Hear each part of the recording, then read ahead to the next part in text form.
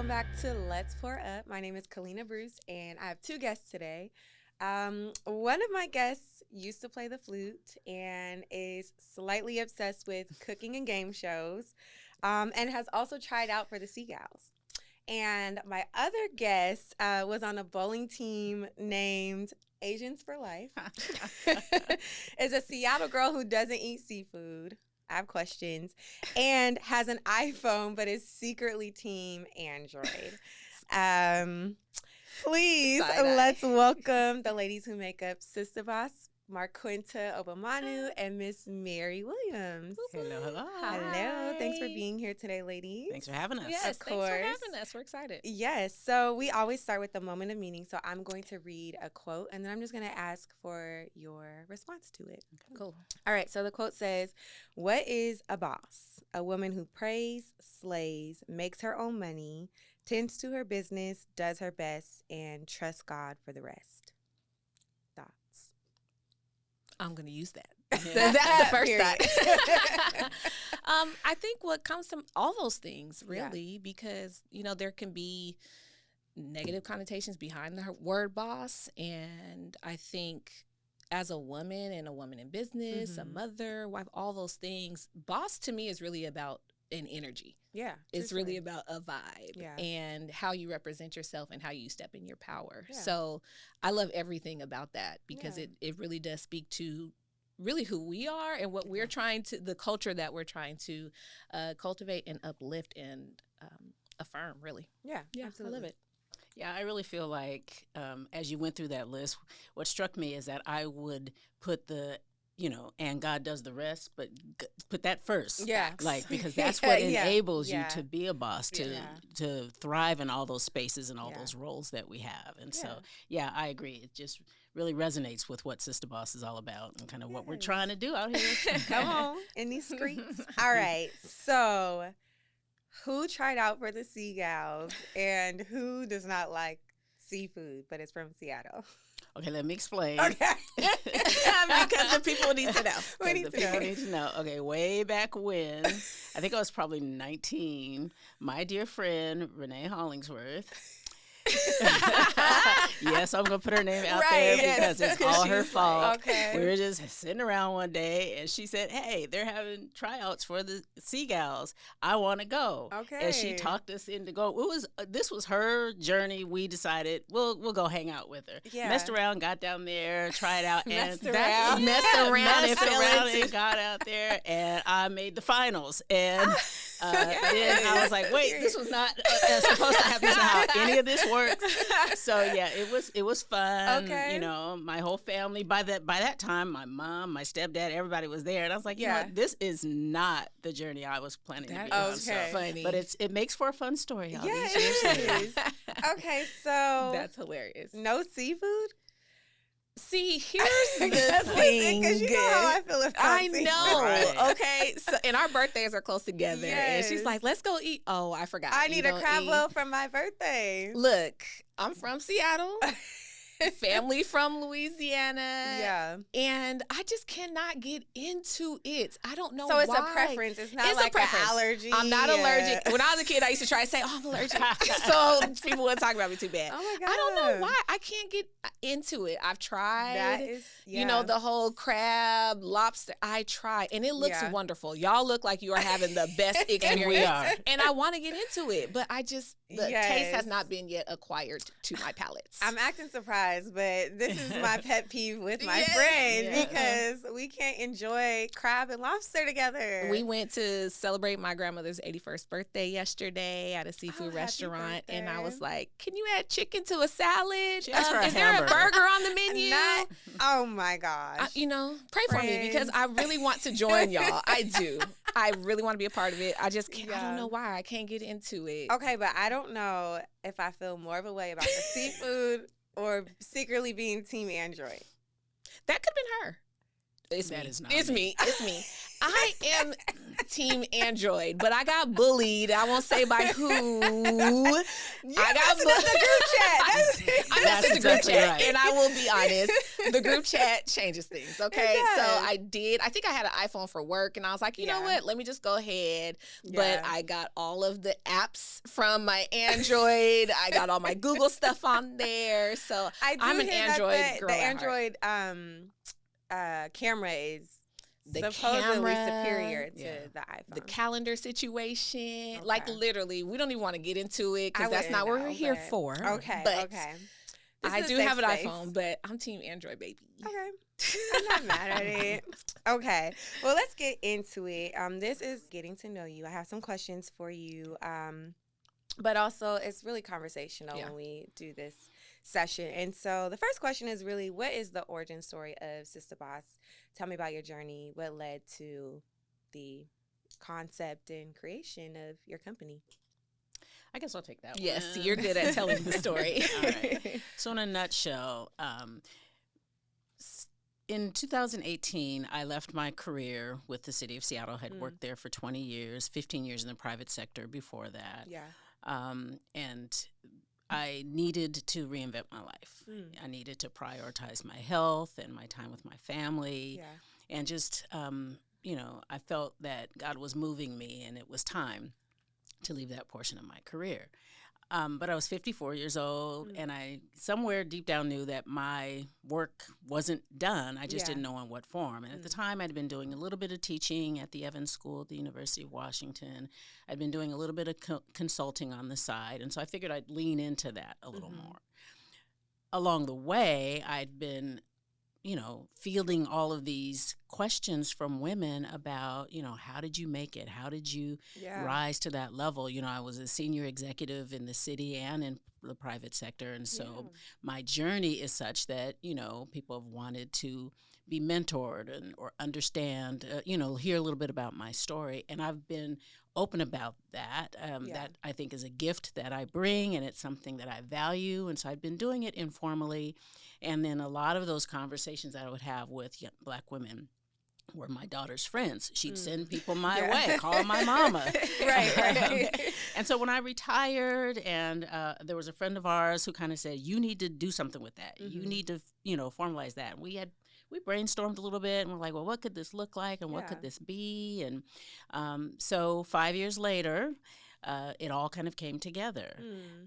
I was in the airport one time. I don't remember where I was going or coming from, and just the SistahBoss came into my mind. And so I called her and I said, what about SistahBoss? Like celebrating what it means to be both a sister and a boss. Like when you're the boss and you're a Black woman, there's some specific and unique challenges that come with that role. Right. And so how can we support that? How can we develop and create community around that? Yeah. And then I have an organizational development background. So if I'm teaching leadership development out here at all these other places, why can't I teach that to my sisters? Right. Why can't I, customize that kind of training so that women can be not just inspired by my story or her story or your story, but actually have some skills and some tools around that. So that's kind of the backstory, and I don't think I missed anything. I don't think so. SistahBoss was born. Yes, here we are. Last year, 2023, March was our official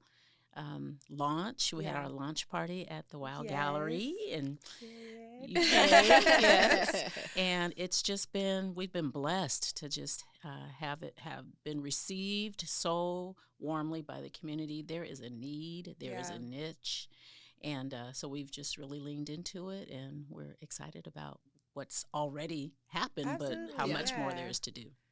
And I don't know if we mentioned already that we're a mother and daughter duo. I don't know if we I don't think we did. That's my mama. Yes. And what I think I would just add to that is we have talked about this for a very long time and what it's going to look like. And we have this idea, or I get out of a meeting saying, no, we really need to do this. Right. There's so many Black women leaders who are just drained. They are ready to throw in the towel. They just need some extra support. And me trying to create my own lane of like, okay, well, my mom has her own story. Right. I'm trying to create what that looks like for me. What is my career path going to be? So I wasn't fully ready. I was like, wait, maybe next year. Let me try and get this job first. Let me try and do that. And I had a similar almost awakening of, well, if I'm supporting other Black women in their careers, I can do that right here. For sure. We can create what we want to see and fill the gaps that we keep seeing in the workspace. So, for sure. So yeah. Are you sure y'all are mother-daughter? Because y'all look like sisters to me. Now. Don't try to. I received that. She's like, yes. SistahBoss. SistahBoss. So on that note, I do have a question. So I know that you are very much centering the experiences and the voices of Black women. What does it look like if a person who does not identify as a woman of African descent comes to you all and says, I want to be a part of this, or, you know, can you help me, or how can I help? What does that look like? How do you kind of work in that realm? Yeah. One way is that I also have my own sole proprietorship consulting. Remember when I retired, I just started doing consulting under MWW Enterprises. And so I do have clients from, you know, men, women, you know, I talk with my hands. So. Yeah, same. You know, so that's one way that we can still come along. It's literally the same kind of programming, same kind of coaching, but through different lenses. Yeah. And so that's one way that we do that. And then we have people who always want to support and, you know, so we're open to that, but we're unapologetically centered on the experience of Black women in leadership because we don't really have those spaces carved out for us enough. For sure. Yeah. And we kind of wrestle with that for a little bit as we are filling out the application for the business license. We're like, okay, are we going to say that this is specifically for Black women? You know, do we want to expand that? But we just kind of rest assured on what the root of what we were trying to accomplish. And Seattle has changed quite a bit. And being a Black woman in this space where there's not as many of us at the table, we thought, you know what, there's still a need, there's still a market for it. Let's do it. For sure. Yeah. Awesome. Well, as I was prepping to have this conversation with you all, I came across this concept of the glass cliff. And I had not heard of it before. I was not familiar with it. But from what I've gleaned, it has to do with kind of the opposite of what people would consider to be the glass ceiling. And so this term came up because there were often Black women or women of color who were getting pulled into leadership opportunities in the midst of crisis. And so a lot of, you know, expectations were being put on them. In the midst of that, they're now experiencing a lot of feelings, right? Like, maybe imposter syndrome, maybe like I was already doing this before. Why wasn't I getting compensated for the work that I'm doing? Or that feeling of like, now I have to go above and beyond to do what my counterparts are already doing or what is expected of me. And so what happens is it ends up leading to just like burnout or anxiety or stress or things of that nature. And so this is all just, you know, my understanding from reading on the internet, but I'm wondering if you all have experienced this with some of the folks that you've worked with. Absolutely. We have our SistahBoss Leadership Advance, which is a cohort experience and leadership training for Black women. And through our one-on-one coaching, I want to say most women who are showing up and saying that they're interested in our services, it's really that exact thing, right? Like they are experiencing burnout, but also thinking, is it time for me to just shift my career? Do I want to leave the workplace altogether? And that really was what I was seeing before starting this work, was working alongside Black women who either fell into a position, someone told them, I think you'd be really good for it.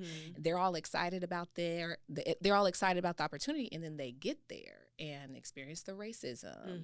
They experience people stealing their ideas, you know, taking credit, all of that stuff. And it's become all too common. And the fact that there's now a phrase for it and it's a thing, we absolutely are seeing women, every single person almost that has connected with us, that has been their experience and similar to their stories. Yeah. And, you know, I like to call it kind of the Olivia Pope effect, too. Like we're called in to be the fixers. And that comes with so many unrealistic expectations and so much pressure. And not only the pressure that we experience from others around us, but that we put on ourselves because we are conditioned to be strong and to handle things and to persevere and to push through. And we do all of that in every aspect of our lives, in our families, in our communities, and in the workplace.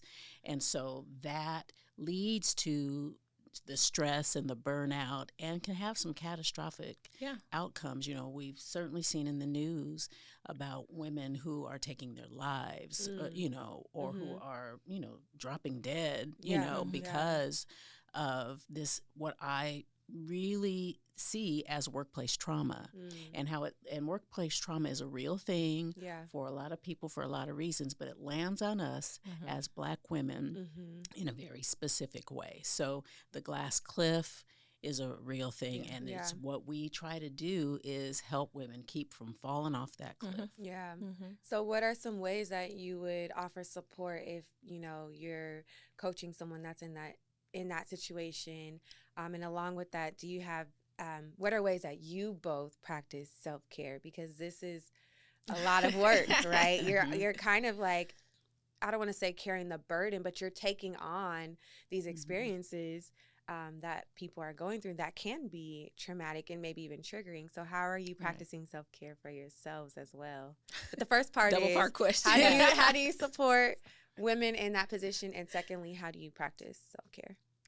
I'll take how do we help the women, and then you take the self-care, and we'll do a little bit both. Do a little bit both. All right. So one of the things that we really try to do, specifically through SistahBoss Leadership Advance, but also in the individual coaching, is start from a place of knowing your worth. Right.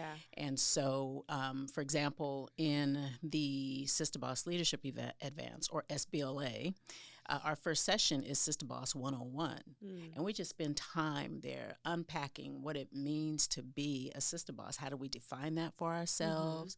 What are the labels and the tropes and the stereotypes that are out there about those, about us, and how can we flip that? How can we own the richness and the beauty of what we do represent, and to do that in a healthy way? So being resilient and strong isn't about being superwoman. Right. You know, how do we create, you know, like realistic expectations for ourselves and boundaries around that, which leads to not only knowing your worth, but also self-care, prioritizing self-care. So we do encourage the women that we are working with, both individually and as groups, to seek support, to, you know, again, create boundaries, to connect, to have a sense of community. And again, that's what this is about. Right. You know, we're wanting to create space where we can just be real with each other. Right. We're in a room. You know, sometimes you go to training classes or whatever, and there's pressure because you're the only one in the room, and especially if you're talking about, you know, racial equity or something, everybody's looking at you. You know, there's a lot, but we can be in the space and we can talk shorthand and we can be real with each other. We can cry together, and there's a lot. I was gonna say every session, especially the first one, there's always some tears because you know there's so much power in telling your story. And it has to be censored and screened depending on what group of people you're around, what space you're in, and there's literally tears every time that we have. Almost every session, but for sure in that first session, because I think women miss the opportunity to be in a space, a professional space, where you can talk about some of the traumas that you did experience in the workplace. There's no judgment. Someone else has shared the same experience. If you cry, it's okay, you know? And you can feel seen. You can feel seen. And there's the whole thing around being a strong Black woman. So we are all in some way conditioned to just emotional walls, hold it together until you get home or until you're with your crew. But that's one benefit of the experience, is being in such a rich environment where women can just unpack and unload. For sure. Yeah, and that's what SistahBoss is about too, is affirming, you know, creating affirming space, not just safe space, but affirming space. For sure. And in terms of self-care, not only are we telling other people to do that, we're trying to practice that. What does that look like? What does that look like for Miss Mary and for Marquinta? So for me, you know, I have, I'm living with a condition, a health condition that has made it that much more of a priority for me to really think about self-care in a very practical way, in ways that I didn't early on in my life and my career. So lessons learned the hard way, you know, young people. I mean, I recognize that I am probably the most senior people to have been on your podcast so far. So I got auntie status today. She wants to be an elder. I want to be an elder so bad. I'm an elder. I'm an elder. I'm now. 60. We can't. I'm gonna break you off a little bit of self-care wisdom here. Absolutely. But it really is about, like I said before, creating some boundaries, knowing your body. Yeah. Really listening to your body when you need the rest. Take the rest. Yeah. When you take a walk, get some sunshine, some fresh air, whatever that looks like for you. Yeah. But it's about making it a priority and knowing how, I think we're all learning this. Yeah. That, you are excited about a lot of things. You want to do a lot of things. You put a lot of things on your calendar, and then it just feels painful to take things off. Right. But we sometimes have to take some things off. We have to edit. Yeah. Edit our lives, edit our calendars, edit our level of activity, and just making life moves that create the space for you to take care of yourself. For sure. That's real. I feel like I'm at a point in my life, like if it doesn't get put on the calendar, it will not happen. Right. But then you also have this like guilt around like, why do I have to schedule my social calendar out 3 to 6 months? I just see admit my it. It's just where we are. That's just life. Yeah. Yeah. It's just life. And I live by my calendar. Yeah. And I think self-care for me, I am a girl who likes to listen to music, turn my Beyonce on, vibe out. And I neglected that, honestly. As small as the thing that can be and is, I'm like, okay, I'm just going to put my headphones on and just kind of get into my own zone. It's kind of been my own safe space that I've created for myself. I had little ones and just kind of was out of the workforce for a little bit. Yeah. And SistahBoss is also a part of that journey of self-care for me too, is investing the time into myself, my own professional development as well. So the time spent working with SistahBoss, working on SistahBoss, working alongside you feeds that passion and that self-care of time with family, and giving me the time to create the space. When people come into our SBLA session, I have my music playing, I got the playlist going, because it's also about feeding myself through this as well. For sure, absolutely. And take naps. I'm working on that one. Books, absolutely. I've added that one. I finished one recently, so yeah. Yeah. Well, on that note, I do have a question. You all are a mother-daughter team, so tell me about the joys and maybe the challenges of working alongside your mom or your daughter. All joys, no challenges whatsoever. Okay. It honestly is, we don't have tissue here. So let me just address that. So if my thug tears drop a little bit, no judgment. But honestly, it is truly a gift. And timing is what we keep talking about. Is, we talked about it for a long time and I wasn't ready, or she had other things going on. It's really been more of a benefit and truly an honor to work alongside you as my mom, but also you as a professional. And what you've done and what your career span speaks for itself. And so it was really easy to walk into this work because I was already saying, oh, go call Miss Mary. Okay, well, let's set up this session. Let's set up this mentorship. Resident expert already. I was already getting the daily mentorship. So that's one thing that has been an amazing part of this journey. And one challenge, I think, is because we are a mother-daughter team, I think gives me probably more wiggle room than what would be required in a work setting. Gotcha. Because I know how she is, and I know what she likes. I know how she likes things done. Yeah. The way she processes things. I know this lady. So she's like, okay, well, just yesterday, did we get the materials done for that? I'm like, well, this is family time. We can't talk about work right now. Gotcha. So I think she gives me a little more space, and that can be probably a challenge. But other than that, I mean, we vibe. So there isn't really too many issues or anything like that from my end. And that's a blessing. Yeah, it really is. Yeah. I think the idea of the benefits or joys and the challenges kind of live on the same street, right? And I think one of those things is that we do know each other so well. Yeah. You know, I have a sense, you know, this is my child, right? This is my daughter. She's a child. She's a grown woman, but she's my baby. Yeah. But, you know, I can feel her energy. I can know when she's feeling stressed or kind of what, and she's got a lot going on in her life. She has little babies, all that sort of thing. So, you know, I try to be sensitive to that. We have different work styles. You know, I like to, you know, I'm prepared. I like to know, and she's very much comfortable in the, you know, I'm like, in the it moment. will come together. Like, right, well, yes. And I'm like, I don't play that last minute stuff. She's like, it's fine, it's fine. Like, and she's me, right, like it's always fine. So, for me, the biggest joy has been learning from her. Yeah, you know, she is so smart.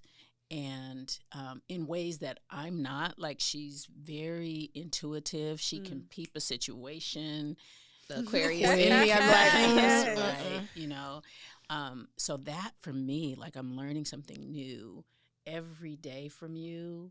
I admire just the way that you think and the way that you show up in the world, and there's some part of that I aspire to be or to have. So I'm trying to, it's helping me kind of cultivate some things in myself. It's also helping me to kind of chill, like, you know, and not be so, you know, you know, I think I'm a recovering perfectionist. I think I left that recovering. Yes, I was on tape for real. I left that behind. Okay, but no, girl, we'll see. Right.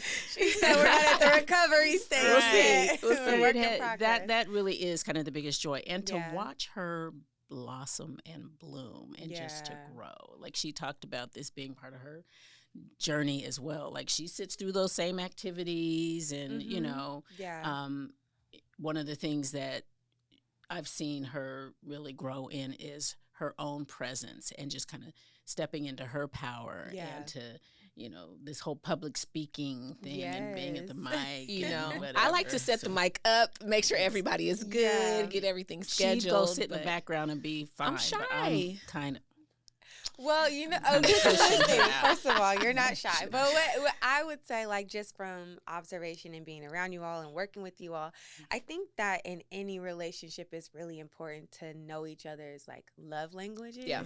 And I think that, like, I've talked about this in friendships as well, you know, partnerships, whatever. But a lot of times you know, we know our own love language, and that's the love that we give.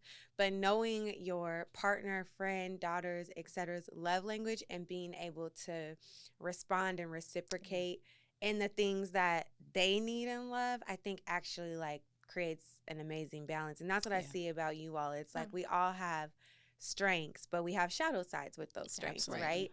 And so you all are like stepping in the shadows, for lack of a better word, to kind of lift each other up and do the work together. And it seems like it's going really well. Well, and you said the shadows, which kind of resonates for me because, you know, I have a background in youth development work and nonprofit work, and I'm always supporting young people in stepping forward and being a leader and all those things. And it's really time for me to step into, I play passenger really well, right? Like I'm really good at uplifting others. She likes to go out and do the things. My husband likes to go out and do the things, and I support and send y'all on your way. Right. But God has really shifted things for me, honestly. Like I've decided it's just time to let some of those fears go, step out and be exactly those things that I preach. And this has felt like purpose-driven work from the very beginning. And the path is just kind of open. And I'm like, you know what? I'm reclaiming my time. You're reclaiming your time, but you're also walking in your purpose. Right. It already that's what feels there.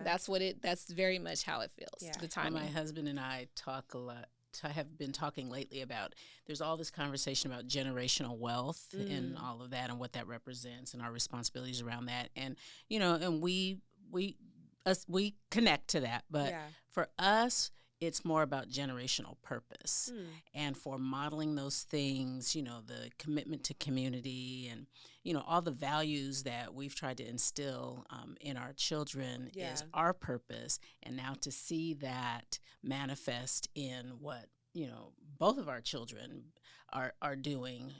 But, you know, just this whole idea of now you're walking in your purpose. Right. You're starting to, you know, reclaim your time, your power, your energy around that is also then going to pay dividends in Absolutely. the next generation, in Come those on, other Miss Mary. bars. Come on, Miss Mary. There's the wisdom. There you go. There's the wisdom. Okay, well, I appreciate y'all sharing. We're going to move into a segment that we call Game Time. All right. The game that I picked for you all is called Guess My Preference. Oh. Okay. It is a pretty simple game. I feel like you all probably know each other fairly well. We shall see. So Thank you. I'm going to give you each 5 cards, and each card has questions about your personal preference. I'm also going to give you answer cards. Oh. So you're going to read the card, and then you're going to hold up your answer. Okay. Whoever's not reading is going to hold up what they think the answer is to the question. And then whoever gets the most right wins. There's no prize. The prize is love. Love and a hug. Okay. But it's also not a competition. So, all right. Who Well, wants that's to a go? problem. I know. I was gonna say, I'm talking her to the fun wrong facts. crowd. Sheesh. Oh my goodness. We done flipped some tables over Monopoly before. It's taboo for us. Yes. Okay. Who wants to go first? Okay, so we're asking this. So I'm asking this of her. It's your preference. Oh, so I have yeah, to guess. She has to guess. And I give her the options. Mhm. Yes. All right. This is way too easy. If I had to give up one for life, which would it be? A, coffee. B, alcohol. C, tea. If you had to give up one, Mm-hmm. that's actually hard. Really? Yes. 5, A. 4. Oh, good job. Okay. We Whew, got it. close. That's easy because I hate coffee. You hate coffee. Okay. Okay, my turn. Guess my preference. A, conversation during my hair appointment. Silence during my hair appointment. A is conversation. B is silence. Oh, dear. Oh, dear. I'm going to say, oh, I have to get my card. Yeah, hold up your card. I lost it. Okay, well, B. B. Incorrect. I was going to say, because oh, she knows I'm shy. She knows. But not too much conversation, so that's why that was hard.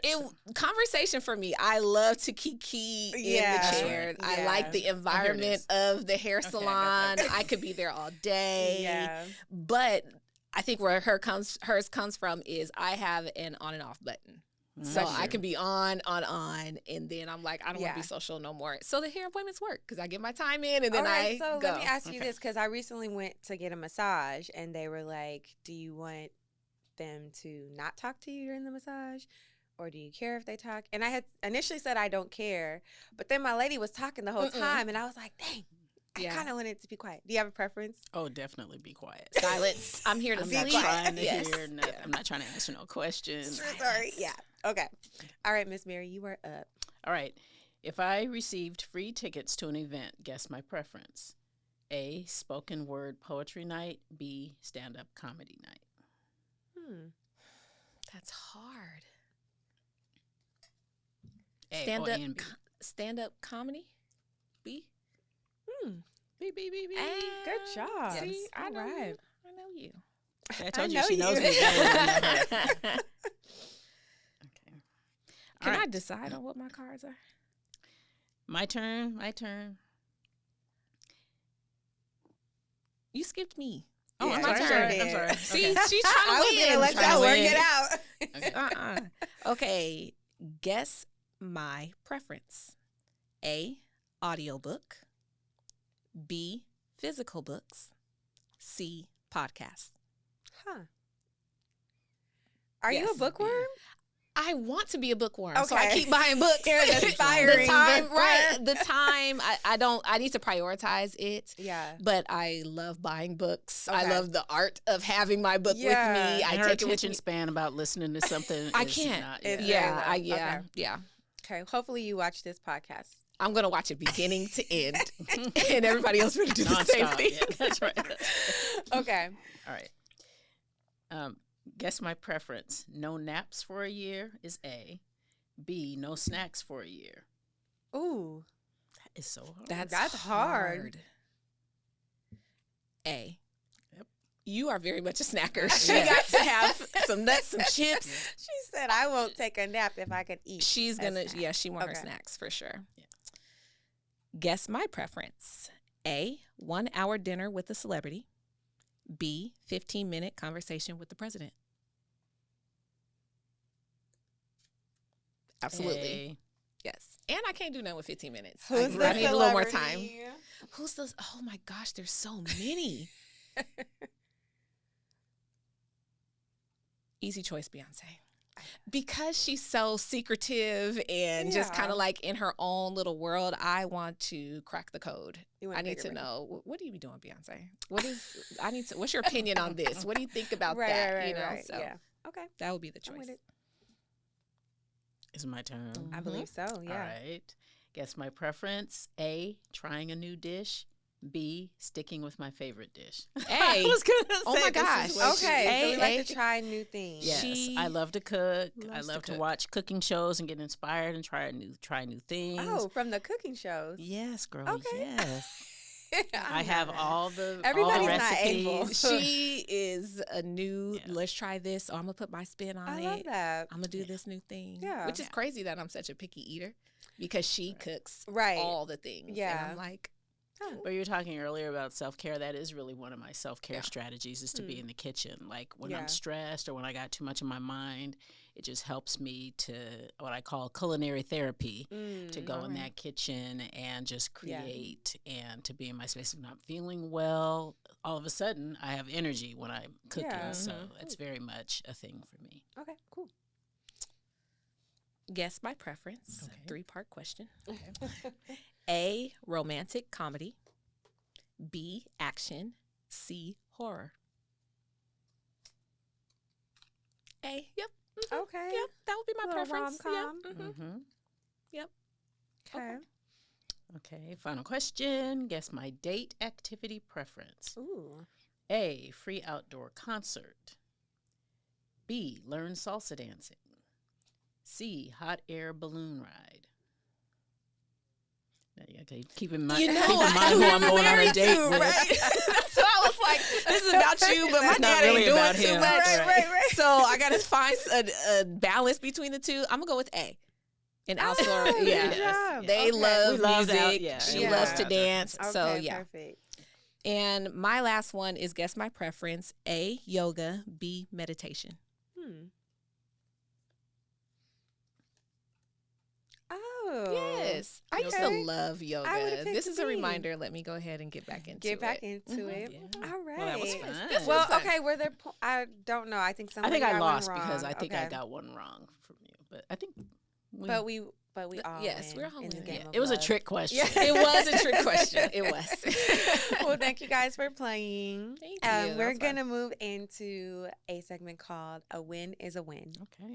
and essentially, I'm gonna ask you to think about a time that you have faced a challenge and you learned something from it, or if there's just a success that you are really proud of that you would like to share. And it's just an opportunity to like celebrate the small wins. We talk about this all the time, and just like encourage other people. So. I think you mentioned this earlier about my new journey of public speaking, and I think I can fake it and get up there. But we recently were guest speakers for the Washington Rhinestone Club, and it was like my first real, not just sharing the stage with so many people, and I say my 5 seconds and then just run off stage or get someone else the mic. Yeah. So I think what I learned from it is to just do it scared. I've been putting a lot of time into developing my skills as a public speaker and just kind of figuring out what are the things that make me nervous about it. And it went so well. I got up there. It was totally fine. Folks don't know that it's a thing for me. When I tell people that, they're like, "You really? You're afraid?" Right. It's not I'm not scared. Yeah. But it's just not it's not my first go-to. Right, and so I count it as a win, and I'm Yeah. really proud of myself for, getting up As there you and should doing it. I be. put the work in, I put the Yeah. time in, and it was fun. It was good. Congrats. Thank you. Good job. I'm proud Yay. of you. I'm trying, girl. There's been so many life challenges, big things that have happened. But I think what comes to mind is the decision to leave my career behind. And, you have people in your ear about, I was the deputy director and chief operating officer at Seattle Center. And so for a lot of people, your title or your position means a lot. Yeah. Absolutely. But only I knew what God was calling me to and kind of all the whys behind that. So making the choice to leave that role for all those reasons was right, but it was scary. Yeah. We talk about people taking a step of faith or whatever, or even a leap of faith. I like to call this my free fall of faith. Like I was free falling. I didn't know I didn't have a plan. I didn't have, a path already laid out for me. It really was trusting God that this was what I was being called to do. Yeah. And the win is on the other side of that, all this has been birthed. Yeah. This opportunity to work with my daughter, this opportunity to lean into what we are both called to do and to do it together, to just come alongside, the really amazing, powerful, young, mostly young, but some not so young, Black women that we have, been able to work with, the people we've been able to partner with. We, certainly partnered with you and learned a lot from you and likewise from others who have been entrepreneurs. I never saw myself going, this is my third career, right? I never saw myself being an entrepreneur, and yet here I am. And I'm learning and growing even at this stage and age of life. You're never too old. You're, to grow and to learn. And so I am having the time of my life, and I'm able to do it in a way that prioritizes my health and the time with the most important people in my life, especially those 3 little girls, my grandbabies. Hey, Savannah. Hey, Lauren. Hey, they're like, we're not Shout babies. Shout out to the girls. Yes, that's amazing. And I think that you both are really inspiring just by sharing your individual journeys, but what you're doing together, and demonstrating what can be done. And I tend to think about stepping out on faith as like, having faith greater than your fear. But the free falling part is real. It's real. Real. You really don't know. And so you just have to really understand your core values, your purpose, and walk in that, like you said. And I think that you guys are doing that gracefully. Appreciate it. Thank you. Well, we've come to the end of our episode. And so this is called the Pour Up. Okay. And I've asked you all to prepare the Pour Up activity for today. So I'm going to turn it over. Okay. Yeah. Little SistahBoss. Activity. Well, one of the things that we really prioritize in our work is interactive activity. Like there's so much power in just being able to not just be talked to or lectured to, but to experience together. And so that's what we're going to do today, a little bit of an activity. Awesome. So this activity is called What's in Your Cup. Okay. It's kind of a 2-part activity. So we're going to start with what's in your cup. Yeah. So we invited you all to bring something to drink today in your cup. So I happen to have this Making Boss Moves tumbler. It was just I do too. Well, look at that. We all counter, seem to have that. Yeah. It was from this amazing event that I went to in November. Love that. And, I think Norlux and SistahBoss actually co-hosted. Well, look at that. Norlux we and did. SistahBoss Productions. Yes. So what I'm going to ask you to do is tell us what's in your cup. And why it's in your cup. So if it's something that gives you a boost or comfort, like what and why and how. So what's in your cup? I'll start. Sure. So because it is the morning, this is coffee. I have been into like coffee drinks that have lavender in them. I've been going in between the lavender and the matcha. Those are like my things right now. And so, it's a latte with lavender. Lavender is calming. It tastes good to me. And it also is reminiscent of the work that I do because around scent and aromatherapy, lavender is really important. So Love it. Yeah. Okay. Great. What's in your cup? A refresher.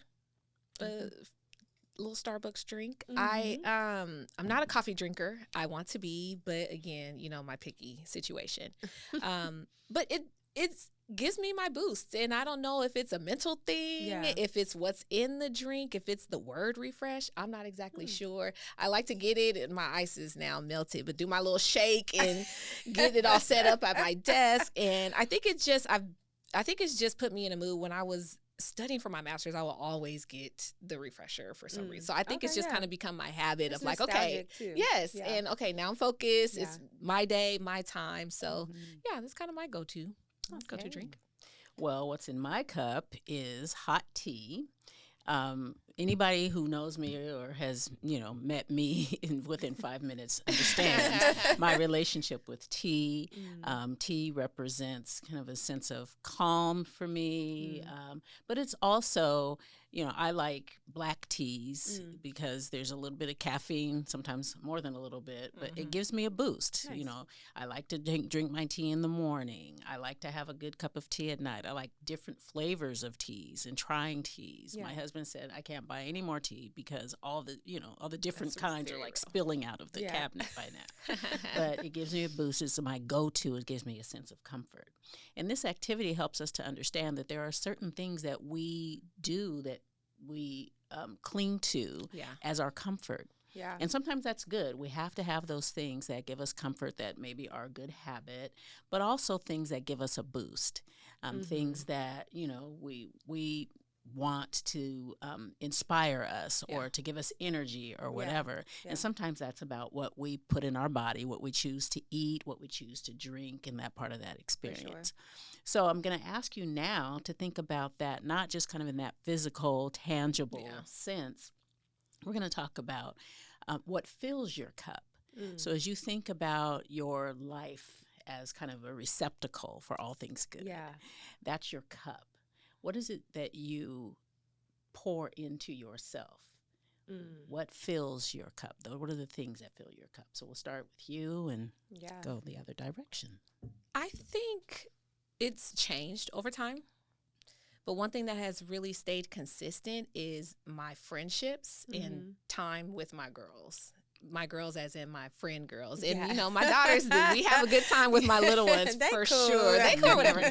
But I think being around women who can share experiences, and we'll get together and decide, okay, now we're going to throw a party and this is the event we're going to do. It really fills my cup up just to kind of have that time to bounce ideas off of other women and just laugh. And I like having positive energy, a good time, and being around folks who really inspire me. And that's kind of been my way of filling my cup. And you're a part of that group, but also, we were talking about this earlier, you're very much a doer. And I'm able to learn. Yes, you're my friend, but also I learn most from the people I can touch. I don't have these huge folks and figures that I look up to. It's literally the women in my circle, in my village that I can connect with and that resonate for me. So that's how I kind of fill my cup, fill my tank, all those good things is the time that I get to spend with other folks. Love language. My love language, quality time with my people. Yes, mine is similar, although I hope this doesn't change the mood. I am very grateful for both of you guys. You guys fill my cup. Oh, tears. They're here. When we were working on the Making Boss Moves event, we were on a meeting on Zoom. My phone was blowing up and I had no idea what was going on. And it was eventually the call that my mom had passed. And I thought I had muted the computer, but I had not. And so you guys heard everything. And the thing I think about most often is probably the anguish that you all heard. But what rings in my head a lot is Miss Mary, I just heard you saying you need to get to your friend. You need to get to her. And you didn't know where I was. We didn't know where you were. I was going. You got in your car. I just started driving around. Trying to find me. And I'll never forget that. I I'm just grateful for you guys and just the fact that we were able, I think it was 9 days later, to pull off an amazing event. It's crazy. A room full of women who came to be in community with each other. And we had swag bags that we worked on. Guess what was part of the swag. But I just think of how amazing and important it is to have a village and a tribe of people who are like, just like we talked about before, standing in the gaps and coming out of the shadows and like, I got you. And so those instances fill my cup. And I'm grateful for you guys. And I also just am happy to be in a space where I do get to use this podcast as an opportunity to share these things and like pour into people and it pours into myself. Just like you were saying, the work, it is an opportunity for me to pour into myself as well. This is something I wanted to do for a long time. And doing a podcast is hard. It is not easy. Like I watch it. I'm like, when I would watch them before, I'm like, oh, I could do that. I could do that. And now I'm like, is this my calling? Yeah. But it's a little reminder, we can do hard things. Yeah. Right? And you never think that you can. Sometimes you don't even see yourself in that space and look at all that you've gone through and you're just doing it. Yeah. So thank you guys for filling my cup. What fills your cup? Oh my goodness. All right. Sorry. There's a lot that fills my cup, but I would first and foremost say that prayer and just time in prayer and worship, like worship music and praise music, you know, that's really what fills my cup. I cannot go through this life without, you know, my faith, without my relationship with God. And those are the markers and those things that really fill me. I also just love to have a good time. Yeah. And so dancing is my love language. Yes, we know. You know, we kind of laugh that, you know, with my physical limitations, particularly, you know, in previous times before I'd kind of gotten my swag back. Yeah. Maybe I couldn't walk very well, but I could dance. Yes. And that lifts my spirit. It fills my cup. It, you know, it is the thing that brings me joy. And then I'll finally say, just like you, the relationships that we have with people and being in community and being in space with people that we love, that really does fill my cup. And especially those 3 little ladies in my life, you know, really have been the motivator for me to change my life, to take care of myself, to prioritize my health. Just being in space with them and with my, you know, my adult children and with my husband, like that, my people. That's really what fills my cup. And don't knock the dance skills because she did go viral. You know, I was like, Mom, we need to have an event. Now we need you to get out, shake a little something. No, I'm just playing. But that was a lot of fun. Thank you guys so much for being here today. Thank you for having us. Where can people find you? You can find us on our website, www.SistahBoss.net, on our Instagram @SistahBoss, Facebook, LinkedIn. Yeah. All the things. That's where you can find us. And, you know, look for us out here in the community. We've got some cool things coming up. We'll be, you know, coming out really soon, I think, with some promotions about some of our events that we'll be doing too. Absolutely. Cheers. Thank you. Cheers. Cheers. Thanks. Making boss moves.